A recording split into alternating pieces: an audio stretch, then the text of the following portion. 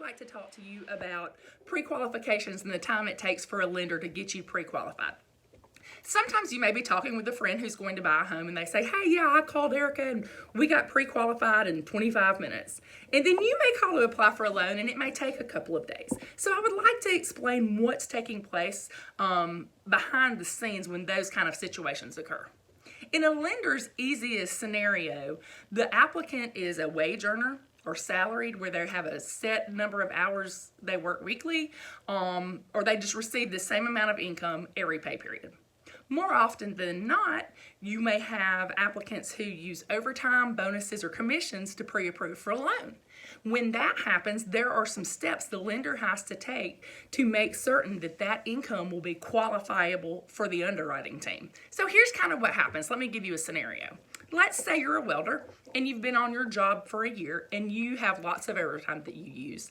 And your previous job, you were also a welder and you received overtime. What a lender has to do in that situation is go to your current employer as well as your previous employer and verify that on both of those jobs you received that overtime for at least a 2-year period. As well as we have to verify with that current employer that it's likely to continue.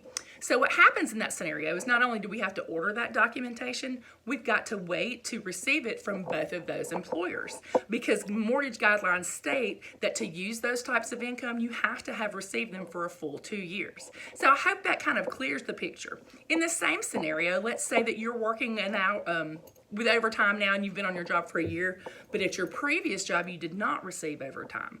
Unfortunately, that income is not able to be used for the mortgage pre-qualification, and we would strictly have to qualify you off of your base income. So I just wanted to explain why sometimes I know it's frustrating when your lender says, well, we'll order some documentation, we're waiting to get verification back, but it's in your best interest we do that because we want to make sure that the amount we tell you you're able to borrow, that it's accurate. So if you have any questions, let me know. Have a super day.